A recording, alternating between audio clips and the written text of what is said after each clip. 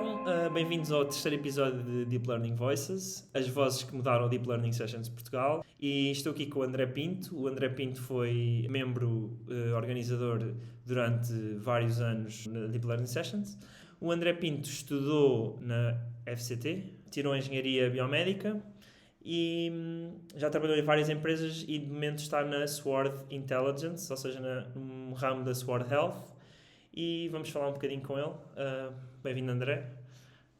Obrigado. Pronto.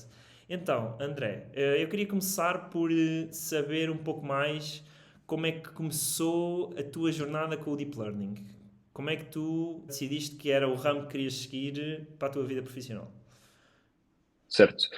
Então, como tu disseste bem, eu estudei Engenharia Biomédica na FCT e, apesar de não ser assim um curso muito tradicional, falar-se de Deep Learning, ou pelo menos na minha faculdade não era, eu acabei por ficar exposto a uma cadeira opcional na altura de AI e gostei bastante. E com base nessa cadeira, eu achei que queria sempre fazer a minha tese em Deep Learning. E fiz essa procura e acabei por ter a oportunidade de fazer a minha tese fora, aliás, em Erasmus, numa faculdade na Bélgica, Universidade de Leuven, numa partnership entre a minha faculdade e a faculdade de Leuven, com Convnet para detecção de crises epiléticas. Okay? E foi aqui basicamente que eu, que já tinha algumas ideias do que era Deep Learning, efetivamente aprofundei mais e pus as mãos na massa para treinar um modelo from scratch. E estamos a falar de 2020, portanto, há cerca de 5 anos, quase 6. Como é óbvio que na altura as coisas eram um bocadinho diferentes do que são hoje em dia, em termos de arquitetura de modelos, não é? Não havia Transformers, mas não se usava, por exemplo, para imagem ou sinal, pelo menos que naquilo que eu estava a investigar na altura não se fazia. E pronto, e foi um bocadinho aí que começou a minha paixão. E eu, na altura, até achava que havia a hipótese de eu fazer uma carreira um bocadinho mais na área da academia, que acabou por não acontecer, por alguma pena minha até, porque até gosto dessa área, mas acabei por tomar outras decisões e pronto, e também não estou chateado com aquilo que decidi, mas foi assim que começou. Ok, muito bem. Eu gostava de saber, se calhar, um bocadinho mais qual é que foi o projeto ou na cadeira, como é que foi aí que tu descobriste que era o Deep Learning? Foi um projeto? Por acaso, aquela cadeira tinha muito pouco neural net. Portanto, aquilo era uma cadeira tipo da AI clássica, em que se falava um bocadinho da história toda da AI, desde o início, tipo Symbolic AI, pesquisa tipo clássica, e neural networks era só tipo uma parte final da cadeira. Mas, na altura, eu achei muita piada, e pronto, depois na altura, mas já sabia que era algo que estava em voga e que se fazia, e quis aprofundar mais. Mas não foi propriamente um projeto, foi mesmo uma questão de curiosidade e de também começar a ver conteúdo online, YouTube, de pessoas a trabalhar nesta área, que me despertou essa vontade de fazer a tese nessa área. Depois, com a tese, acabei por perceber que era mesmo algo que queria continuar e pronto, foi por aí. Não, e és uma pessoa que nem sequer vem do clássico engenharia informática, vens de biomédica, descobres o Deep Learning assim, um bocadinho por acaso, numa cadeira que se calhar não falava assim tanto de neural networks quanto isso, É isso mesmo, sim. e mesmo assim conseguiste seguir a tua área, seguir essa área e trabalhar nela, que é o que estás a fazer atualmente, certo?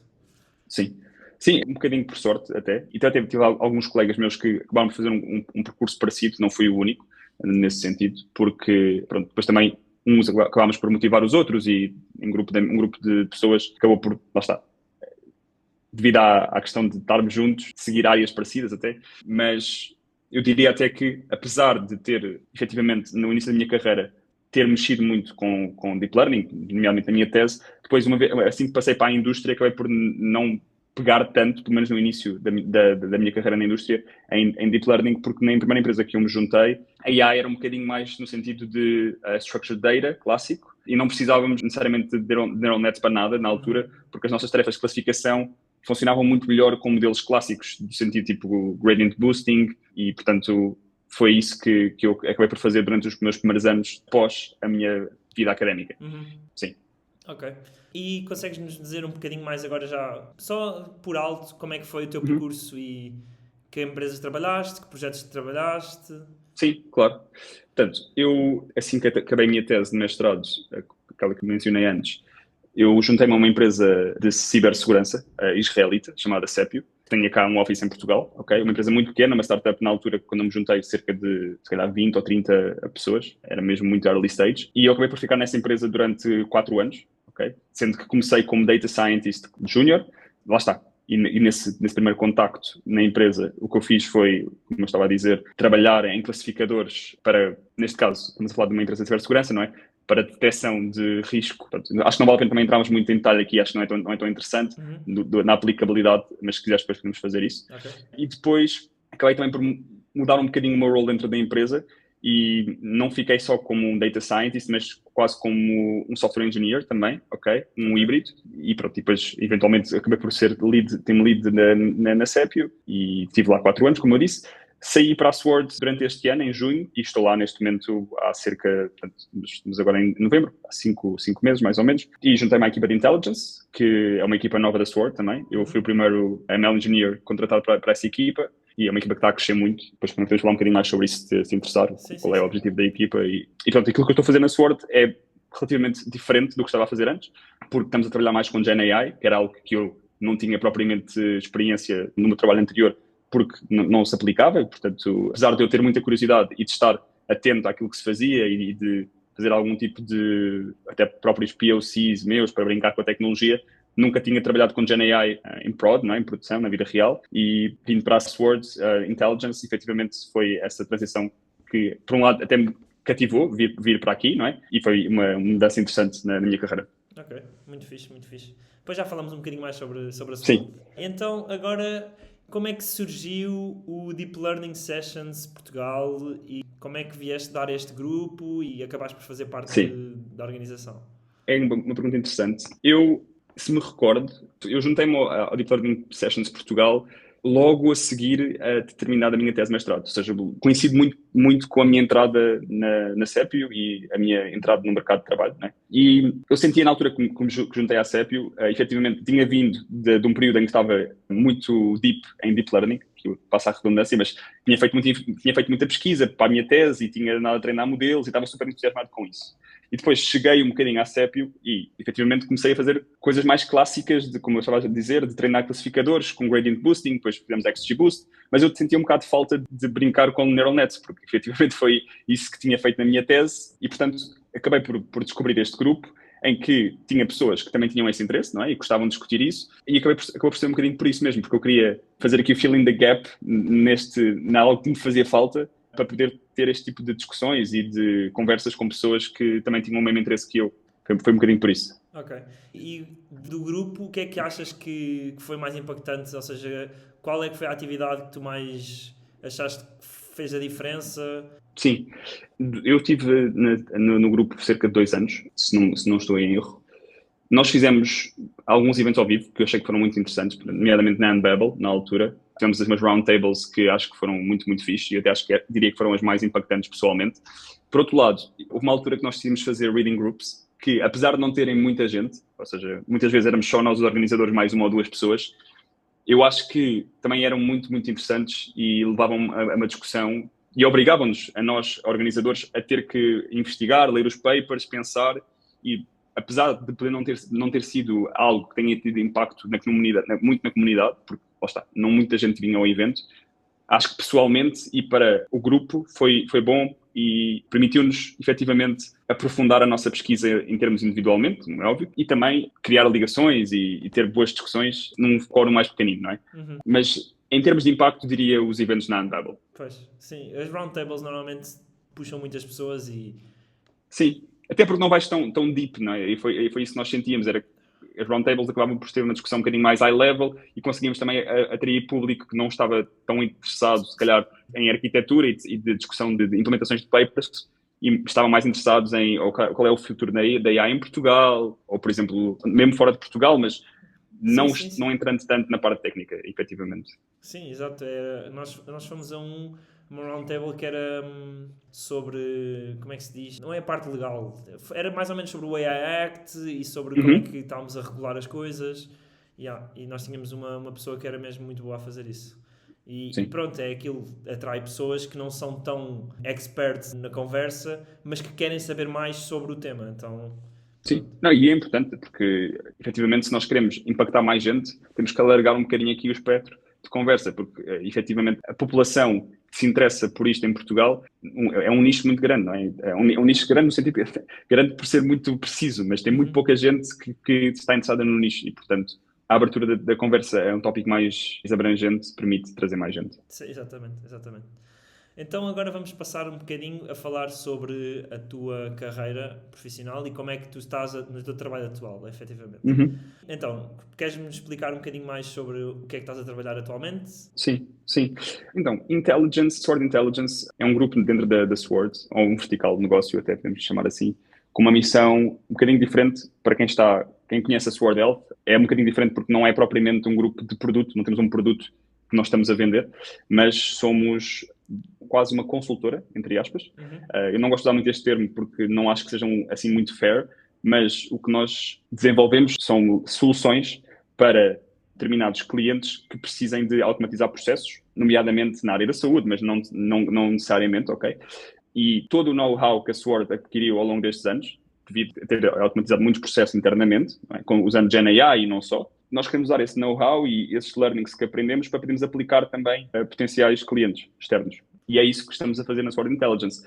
E o que é que isto se traduz na prática? Traduz-se na prática, por exemplo, a fazer agentes de voz, e não necessariamente de voz, mas muitas vezes de voz, para resolver problemas como, por exemplo, atender chamadas e, por exemplo, marcar consultas ou ajudar um membro a alterar a sua consulta.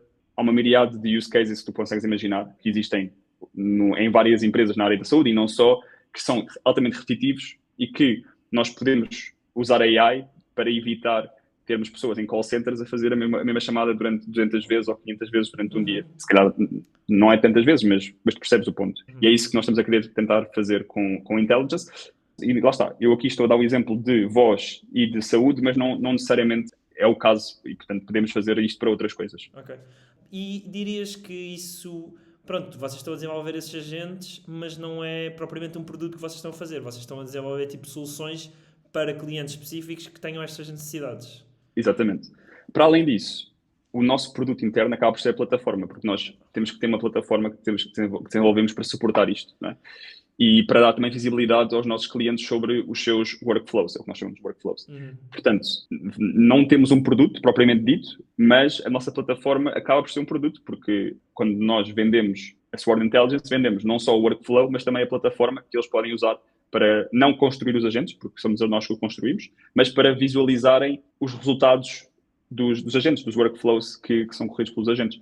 Porque a nossa visão não é ser uma plataforma de low code ou de no code em que os hospitais vão lá e desenvolvem o agente, porque nós achamos que não faz sentido e que não têm o know-how necessário para isso e preferimos ser nós a construir a solução e entregarmos a solução e darmos as ferramentas para eles conseguirem visualizar os outcomes daquilo que fizeram. Então dirias que isso é mais aplicável se calhar a grandes hospitais e a grandes clientes, porque uma clínica pequena nunca irá conseguir ter um agente desses customizado. É uma ótima questão. Algo que nós temos usado ou desenhado como um dos nossos principais princípios é que queremos criar agentes altamente modularizados para permitir que, se nós tivermos use cases muito parecidos, ser só plug and play e aquele cliente pode ter algo muito parecido com o que outro cliente tem. E isso efetivamente permite-nos, como tu estás a dizer, para clientes pequenos ou para entidades pequenas, eles não estarem limitados porque poderão usar algo que já exista, muito parecido, e não nos traz, portanto, development overhead adicional, porque já existe. Portanto, esta ideia de blocos e de modularidade é muito importante para nós, para permitirmos esta escala, porque otherwise não seria escalável. Claro. E então, como é que achas que vai ser o teu impacto do trabalho a curto e a longo prazo? Ou seja, como é que tu vês isto a ser aplicado em hospitais, em clínicas, e como é que achas que vai ter impacto esta solução? Sim, eu acho que a curto prazo nós podemos já ter impacto. Acho que a tecnologia é muito boa. Eu acho que as pessoas ainda estão um bocadinho queimadas e têm um bocadinho aquela ideia antiga de voice AI e de chatbots altamente deficientes, no sentido que tu falavas com o chatbot e tu percebias efetivamente que aquilo era um chatbot, ou falavas ao telefone com um AI e tu vias que aquilo era claramente um AI, mas hoje em dia, com providers como Eleven Labs, tu tens vozes muito, muito boas e nós temos pessoas que falam com estes agentes e não percebem efetivamente que estão a falar com um agente, porque a tecnologia já chegou a esse ponto. E acho que eu, quando falo com amigos meus e pessoas que não estão dentro da área, as pessoas não entendem a capacidade e o ponto da tecnologia hoje em dia. Portanto, eu acho que já estamos posicionados para ter impacto. E acho que vai haver sempre o human in the loop, no sentido que estes agentes vão conseguir, se calhar, dar handle de 80% ou 90% dos use cases, mas às vezes tu tens algum problema durante aquele workflow que tu não estás à espera e tu tens que conseguir fazer handoff e passar aquela chamada para um humano.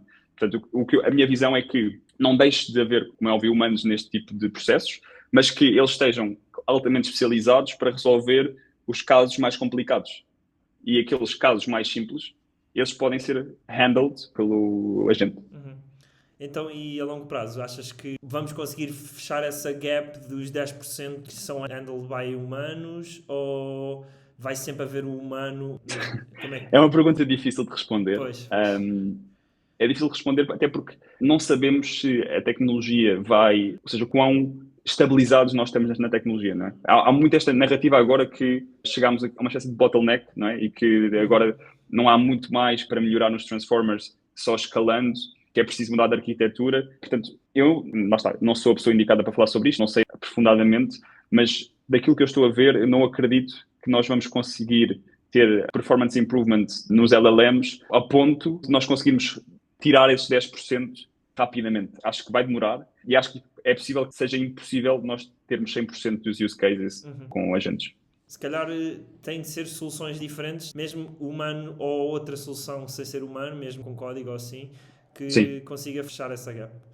Sim, as nossas soluções não são meramente agentes. O que eu quero dizer não é só um LLM a tomar decisões, é sempre algo multimodal que tem código tradicional e agentic AI, porque não seria possível só usando um LLM meramente para tomar todas as decisões, não conseguiríamos fazer aquilo que estamos a fazer neste momento. Portanto, precisamos mesmo deste multimodal no sentido que tens que ter tanto código clássico, não é? Mais LLMs para conseguirmos pelo menos fazer aquilo que nós estamos a fazer hoje em dia em Intelligence. Claro.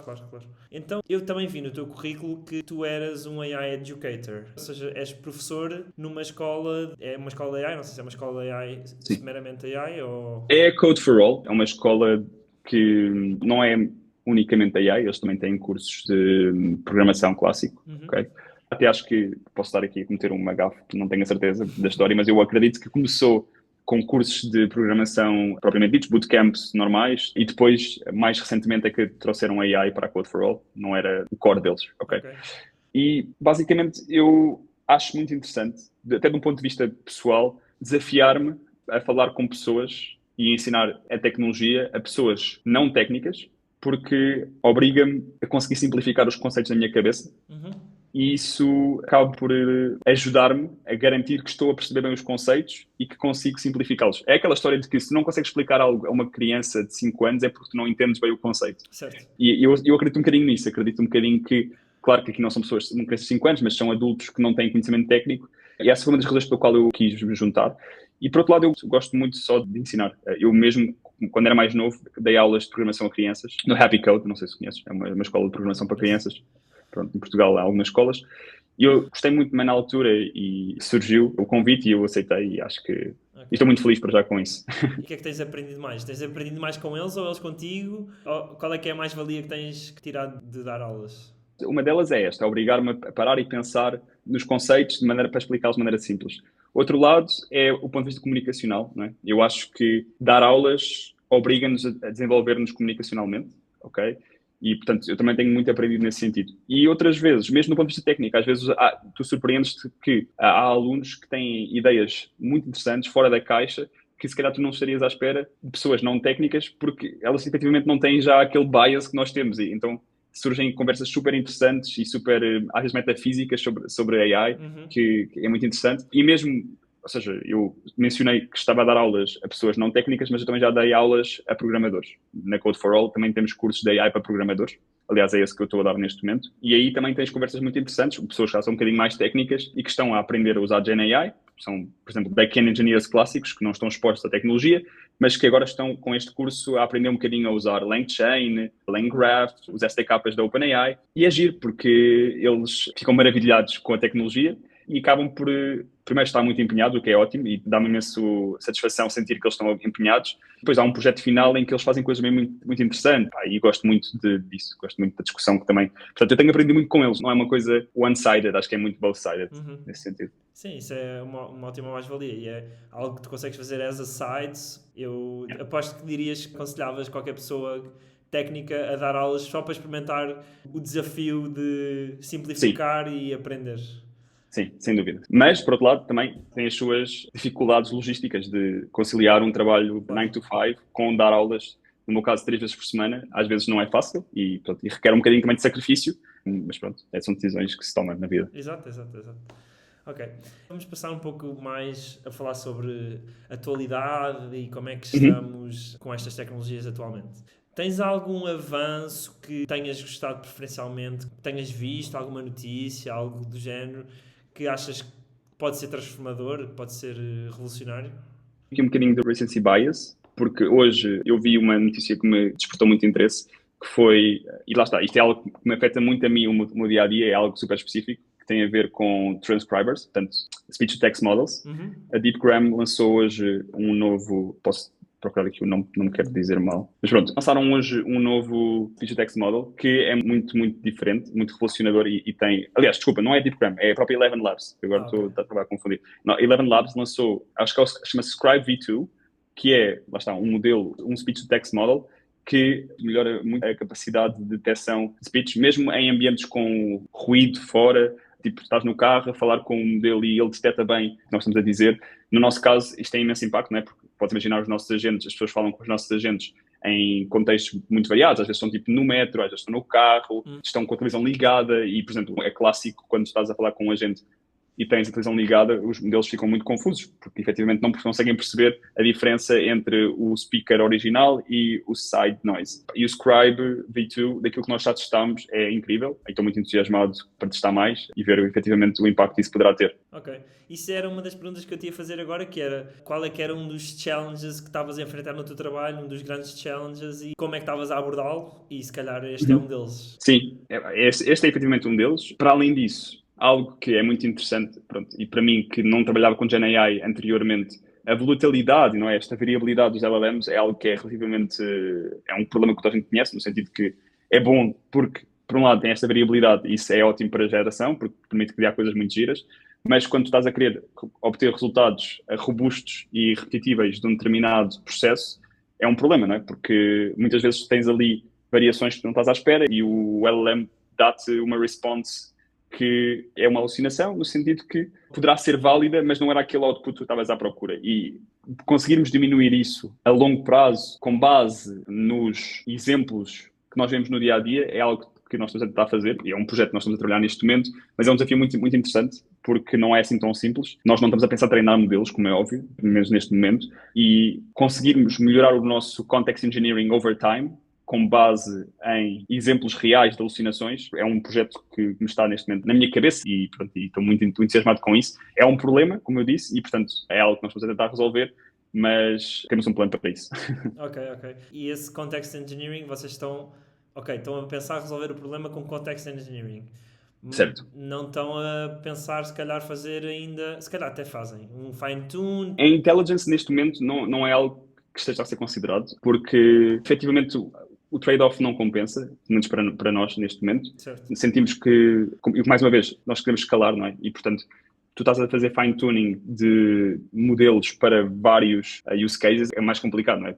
Portanto, tens o problema da escala e, portanto, nós queremos é ter um processo reproduzível que, para cada workflow que nós tenhamos, se houverem alucinações que nós depois podemos anotar como sendo alucinações, nós queremos que essas anotações automaticamente influenciem o nosso context engineering, não é? Em dev, quando estamos a desenvolver novas iterações para aquele modelo, para aquele agente. Okay? Isso é algo que é mais escalável, que é, ok, tens este sistema em place que tu sabes que, uma vez anotando aquele exemplo e dizendo, ok, esta geração foi uma alucinação, não foi algo que nós queríamos, tu utilizas isso para melhorar a tua prompt automaticamente. E isso é mais escalável, porque tens este sistema e, portanto, podes usar para qualquer tipo de workflow. Se calhar até usam como exemplos negativos de coisas a não fazer pelo modelo. Principalmente como exemplos negativos, sim, sim. A anotação positiva também poderá ser feita, mas não é tão interessante. E nós, neste caso, somos mais interessados naquilo de não faças isto. Yeah. Ok. Como é que tu vês, isto agora já é uma pergunta mais filosófica, de alguém que já trabalhou em 2 empresas em Portugal, concretamente, que mexiam com modelos, podiam ser modelos de mais deep learning ou menos, mas mexias com modelos. Como é que tu vês o estado do IA em Portugal neste momento? É uma boa pergunta. Eu acho que Portugal tem um ecossistema muito forte. Acho que temos boas universidades, boas escolas. Acho que sai sempre muita gente dos nossos programas de doutoramento, de faculdades como o técnico e outras, que são muito boas. E eu estou a falar disto, eu não fui uma dessas, ou seja, não tirei um doutoramento, mas conheço pessoas que tiraram e sei que efetivamente que é muito forte a nossa pipeline nesse sentido. E acho que há muita gente a sair para fora, infelizmente. Mas também temos pessoas cá em Portugal e, por exemplo, a Sword agora acabou de criar uma equipa de research, que é muito fixe. Portanto, a equipa que estava na Unbabel, liderada pelo Ricardo Rey, agora está na Sword. E acho que é bom haver empresas a apostar nestas pessoas, até para não termos... Como é óbvio que é bom também haver pessoas na academia, não estou a dizer o contrário, mas às vezes as pessoas estarem na indústria permite-lhes ter mais recursos para poder fazer coisas diferentes. E eu gostava de ver cada vez mais as empresas portuguesas a apostar no talento que vem destes programas de doutoramento em ML, porque acho que vai ter impacto. Eu, por acaso, acho que nós, apesar de não termos muitos, pode ser falha minha, mas eu sinto que não há muitos laboratórios onde se faça doutoramentos e coisas desse género, mas que os que existem são muito especializados e são focados naquilo que efetivamente estão a trabalhar. E depois, como tu dizes, saem de lá bons profissionais quando efetivamente acabem o doutoramento. Agora, um bocadinho mais para pessoas iniciantes, que conselhos é que darias a alguém que quisesse começar a sua jornada de Deep Learning hoje? Em primeiro lugar, hoje em dia, há 2 grandes ferramentas que são incríveis para alguém que esteja motivado para aprender. Primeiro que tudo, temos o YouTube, que é uma fonte de conhecimento e de vídeos brutal, em que nós temos cursos completos do MIT e de outras faculdades e permitem às pessoas literalmente assistirem a esses cursos como estando na faculdade e até fazer os projetos que as pessoas fazem. Eu, na altura que comecei a aprender mais sobre Deep Learning, eu fiz o curso de Deep Learning do Andrew Young. Acho que é um curso clássico e é mesmo muito, muito bom. E eu recomendaria a qualquer pessoa que queira aprender from zero to alguma profundidade já, fazer o curso de Machine Learning. E se quiserem ter uma base de Machine Learning e depois o curso de Deep Learning, acho que são incríveis. Ambos estão no YouTube, mas também estão no deeplearning.ai, se não estou em erro. Pelo menos na altura estavam, agora não sei como é que isso está. E a segunda plataforma é usar um LLM. Ou seja, os LLMs são incríveis para bater bolas e discutir conceitos e perceber se aquilo que nós estamos a aprender e a maneira como nós conceptualizamos aquela informação na nossa cabeça, se bate certo. Isso acho que é interessante que pode fazer. Ou seja, vocês aprendem um conceito, depois lista-se a nossa visão desse conceito ao LLM e pedimos para ele dar challenge do nosso ponto e explicar-nos os nossos pontos fracos. Portanto, eu acho que essas 2 ferramentas são incríveis e se uma pessoa tiver motivação e vontade de aprender e de entrar nesta área, tem imensa facilidade hoje em dia. Outro ótimo recurso que eu recomendo é os vídeos do Andrew Karpathy, que são incríveis, as playlists dele. Portanto, eu recomendo quem quiser acompanhar e tentar mesmo implementar ao mesmo tempo que ele está a fazer. Acho que são muito, muito bons. Pronto, a minha última pergunta era sobre os recursos, já me disseste. Sim. O curso do Andrew Young, sim. Acho que é assim que se diz, não tenho a certeza também. Eu também não sei, Esse curso de Deep Learning e de Machine Learning e os vídeos do Andrew Karpathy. E para quem gosta de Reinforcement Learning, também tem os vídeos da DeepMind, também são muito, muito fixes. Também havia um curso no Hugging Face de Reinforcement Learning, que eles também têm lá. Ok. E se calhar também pode ser uma mais-valia. Este que eu vi era mais teórico, foi há alguns anos, acho dado pelo Adam Silver, não sei se é esse o nome dele, que era um dos principais developers ou de investigadores que estava por trás do AlphaGo. Portanto, ele era um dos principais. Okay. David Silver. E pronto, é algo mais teórico e acredito que o da Hugging Face seja mais prático, provavelmente. Sim. A Hugging Face também tem ótimos tutoriais. Para quem gosta mais de pôr as mãos na massa e efetivamente de experimentar, a Hugging Face é melhor. Este é um bocadinho mais, lá está, académico, com equações e pronto, é diferente. Ok. Pronto, André, obrigado pelo teu tempo e espero que continues a acompanhar-nos e qualquer coisa, já sabes, sempre que precisares de alguma coisa de nós estamos cá para te ajudar. Obrigado eu, e desde já os parabéns por voltarem a pegar neste grupo. Acho que é uma ótima iniciativa e é bom não deixarmos morrer este tipo de comunidades, até porque, como eu disse, surgem muitas vezes grandes interações e conversas muito interessantes neste tipo de fóruns e permite-nos conhecer pessoas que nunca conheceríamos sem este tipo de eventos, e acho que é uma ótima iniciativa, e não só isso, mas também para dar conteúdo em português, que é algo que não existe assim tanto, não é? Como nós falamos. Tens muita coisa em inglês, muitas entrevistas em inglês, mas falta muito um bocadinho desta particularidade de perceber o que é que acontece em Portugal e no nosso ecossistema, portanto, kudos por isto. Pronto. Obrigado, André. Obrigado. Tchau, tchau.